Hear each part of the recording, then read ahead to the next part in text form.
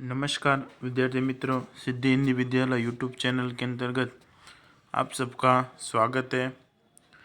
इसके अंतर्गत हम कक्षा 9th विषय सामाजिक विज्ञान और पाठ नंबर 16 जिसका नाम है जलवायु, इस विषय के अंतर्गत मैं जयदेव जानी और हम इस पाठ के बारे में जानकारी प्राप्त कर रहे थे। उसके अंतर्गत हमने अगले वीडियो के अंदर अरब सागर पर से आने वाली मानसूनी हवाओं के बारे में जानकारी प्राप्त की थी। अभी इस वीडियो में हम बंगाल की खाड़ी पर से आने वाली मानसूनी हवाओं के बारे में जानकारी प्राप्त करेंगे। अभी स्क्रीन के ऊपर जो तुम्हारी फोटोग्राफ्स दिखाई दे रही है उसके अंदर देख सकते हो कि मानसूनी हवाएं और उसकी तिथि आगे कौन सी तारीख को कहाँ पर वर्षा होगी। ठीक है, तो इस सबसे कम वर्षा राजस्थान के अंदर रेगिस्तान में होती है, 10 सेमी से भी कम वर्षा। उसके पश्चात अरब सागर में से आने वाली मानसूनी हवाएं जब अरब सागर में से उठती है तो पहले केरल के अंदर वर्षा लाती है, उसके बाद कर्नाटक, मुंबई, राजस्थान और गुजरात, राजस्थान से वर्षा लाती है। फिर वो छत्तीसगढ़ की ओर जाकर ये अरब सागर पर से आने वाली हवाएं किसको मिलती है? बंगाल की खाड़ी पर से आने वाली हवाओं के साथ टकराती है। ठीक है, इतना अगले वीडियो के अंदर हमने देखा था। और अब आगे देखते हैं बंगाल की खाड़ी पर से आने वाली मानसूनी हवाएं।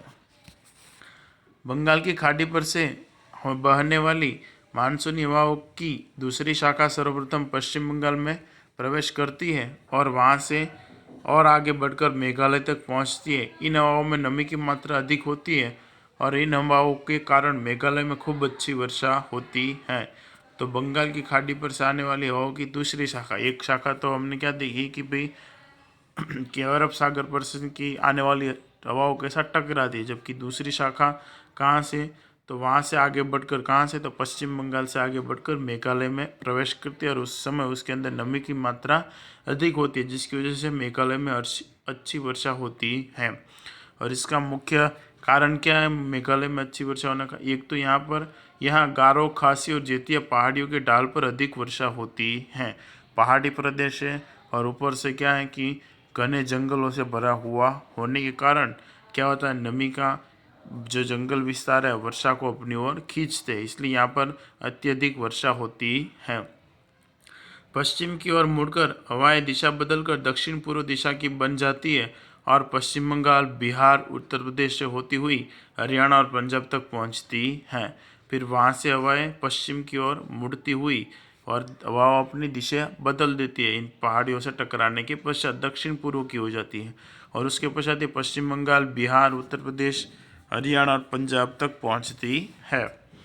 इन हवाओं में नमी की मात्रा क्रमशः घटती जाती है। इस कारण इन हवाओं के मार्ग में आरंभ वाले प्रदेशों में सबसे अधिक और अंत में आने वाले प्रदेशों में कम वर्षा होती है। आगे जाने पर बंगाल की खाड़ी से आने वाली मानसूनी हवाएं तथा अरब सागर से आने वाली मानसूनी हवाएं मिल जाती है और जैसे जैसे ये हवाएं जहाँ से निकलती है उसके पश्चात जैसे जैसे आगे बढ़ती है उसमें नमी का प्रमाण क्या जाता है, घटता जाता है। इसलिए शुरुआती विस्तार के अंदर वर्षा अधिक होती है और उसके बाद के प्रदेशों के अंदर कम वर्षा होती है। और बंगाल की खाड़ी पर से आने वाली मानसूनी हवाएं आगे जाके अरब सागर पर से आने वाली मानसूनी हवाओं को मिल जाती है। इस कारण उत्तरी पूर्वी हिमालय क्षेत्र में अच्छी वर्षा होती है और इन दोनों के मिलान के कारण दोनों जम्मू कश्मीर, हिमाचल प्रदेश के अंदर प्रवेश करते हैं, जिसकी वजह से यहाँ उत्तरी हिमालय के अंदर अधिक वर्षा होती है। कभी कभी वहाँ हिम वर्षा के रूप में बरसात होती है और कभी कभी तो वहाँ पर हिम वर्षा के रूप में भी बरसात होती है। तुम्हारा प्रश्न नंबर तीसरा, उसका क्वेश्चन नंबर दूसरा, ठीक है, नहीं, दूसरे का क्वेश्चन नंबर तीसरा, बंगाल की खाड़ी पर से आने वाली मानसूनी हवाओं भारत के किन किन प्रदेशों में वर्षा करती है? ठीक है, इसका उत्तर ये पूरा पैराग्राफ आप लोगों को लिखना है। उसके पश्चात दूसरा पैराग्राफ है, मौसमी यानी कि मानसूनी हवाओं के साथ बंगाल की खाड़ी तथा अरब सागर पर उत्पन्न होने वाले चक्रवात भी भारत में प्रवेश करते हैं। उस समय भारत के उन प्रदेशों में जहाँ चक्रवात पहुँचते हैं वर्षा ऋतु अधिक सक्रिय होती हैं और जब ये हवाएं बंगाल की खाड़ी और अरब सागर पर से ये जब हवाएं उत्पन्न होती है तब अपने साथ साथ नमी के साथ साथ कभी कभार लो प्रेशर और हाई प्रेशर के कारण समुद्र के अंदर क्या होता है, चक्रवात का निर्माण करते हैं। और ये चक्रवाती हवाएं अपने साथ भी लेकर आती है। और जिस समय ये चक्रवात हवाओं के साथ होता है, जिस विस्तार से गुजरता है, तो उन प्रदेशों के अंदर अधिक वर्षा सक्रिय हो जाती है, यानी कि बारिश अधिक पड़ती है। वर्षा ऋतु में औसतन 6 चक्रवात भारत की भूमि पर से गुजरते हैं और बरसात लाने में सहायक बनते हुए मालूम पड़ते हैं। और वर्षा ऋतु के दौरान 6 ऐसे चक्रवात हैं जो भारत की भूमि से गुजरते हैं और जो भारत की भूमि पर वर्षा लाने के लिए सहायक भी माने जाते हैं। भारत में मानसूनी हवाओं के कारण वर्षा होती है, परंतु ये हवाएं 12 महीने एक समान लगातार और एक ही दिशा में से नहीं चलती हैं। भारत में मानसूनी हवाओं के कारण वर्षा होती है, लेकिन इन हवाओं का कोई टाइम फिक्स नहीं है। 12 महीने के अंदर लगातार चलेगी, नहीं चलेगी, एक समान रहेगी, नहीं रहेगी, एक दिशा होगी, नहीं होगी, इसका कोई आज तक प्रॉपर रीज़न किसी को पता चला नहीं है। मानसूनी हवाओं का देश है, लेकिन कब कहाँ से कौन सी मानसूनी हवाएं शुरू होगी ये कोई जानता नहीं। हाँ, साइंस के द्वारा उसके बारे में थोड़ी बहुत आने से पहले उसकी जानकारी प्राप्त कर सकते हैं, लेकिन वो भी कंफर्म है या नहीं इसके बारे में आज तक कोई कह सका नहीं है। इन हवाओं की शुरुआत भी अनिश्चित होती है। मानसूनी हवाओं के साथ क्रम भंग होने की घटना जुड़ी हुई है। क्रम भंग यानी कि कभी कभार गर्मी के मौसम में भी वर्षा होती है, ठंडी के मौसम में भी वर्षा होती है, तो इसे क्या कहते हैं, क्रम भंग कहते हैं। तो मानसूनी वर्षा कुछ दिनों तक एक साथ पड़ती है, उस समय वर्षा न हो ऐसे भी दिन आते हैं और फिर से बरसात के दिन भी आते हैं। कि भाई जून महीना वर्षा के लिए लिखा है तो हो सकता है जून महीने में वर्षा ना भी हो, या 1 जून का लिखा हो तो 5 जून भी हो सकता है, 10 जून भी हो सकता है, या फिर उससे पहले भी 1-2 दिन पहले हो सकती है। तो इसे क्या कहते हैं, क्रमभंग कहते हैं। कि भाई कोई फिक्स ऐसा नहीं है कि बरसात इतने दिन में होगी या इस दिन होगी ही होगी। ठीक है, इन घटनाओं को बरसात का क्रमभंग कहते हैं, मॉनसून ब्रेक।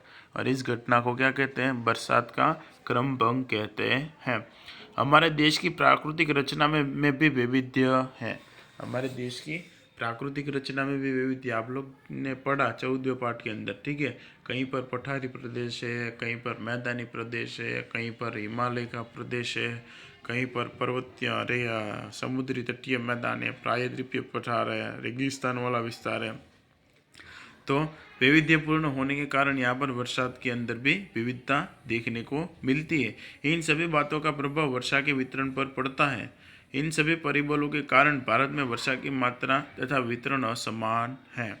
और इन सभी परिबलों के कारण ही भारत में वर्षा की मात्रा तथा वितरण असमान है। मेघालय और असम में अत्यंत वर्षा होती है। मेघालय और असम के अंदर अत्यधिक वर्षा होती है। मेघालय के अंदर चेरापूंजी और मौसीनरम, इन दोनों जगह पर, मेघालय का चेरापूंजी, असम का मौसीनरम, ठीक है, इन दोनों के अंदर अधिक वर्षा होती है, 1200 सेमी से भी अधिक। जबकि राजस्थान के रेगिस्तानी प्रदेश तथा कश्मीर के लेह क्षेत्र में वर्षा की मात्रा नहिवत रहती है। जबकि राजस्थान का जो रेगिस्तानी विस्तार है वहाँ और कश्मीर का जो लेह विस्तार है क्षेत्र है वहाँ की वर्षा की मात्रा क्या रहती है, नहिवत, नहीं के बराबर होती भी है तो भी इतनी ज़्यादा नहीं होती है। तो ये हो गया बंगाल की खाड़ी पर से आने वाली मानसूनी हवाओं के बारे में जानकारी। हवा कहाँ से गुजरती है, फिर उसके पश्चात किस दिशा कहाँ से अपनी दिशा को मोड़ती है, कौन कौन से विस्तारों के अंदर बंगाल की खाड़ी पर से आने वाली मानसूनी हवाएं वर्षा लाती है, फिर उसके पश्चात आगे जाके मानसूनी हवाएं बंगाल की खाड़ी और अरब सागर पर से आने वाली मानसूनी हवाएं कहाँ मिलती है और कौन से क्षेत्र के अंदर जाकर दोनों वर्षा लाती है, उसके बारे में इस वीडियो के अंदर हमने चर्चा की है। आशा रखता हूँ इस वीडियो के अंदर सबको समझ में आ गया होगा। फिर भी अगर कोई बातें या कुछ ऐसे शब्द या वर्ड हो जो समझ में ना आया हो तो आप लोग पूछ सकते हो। वीडियो को सुनने के लिए थैंक यू।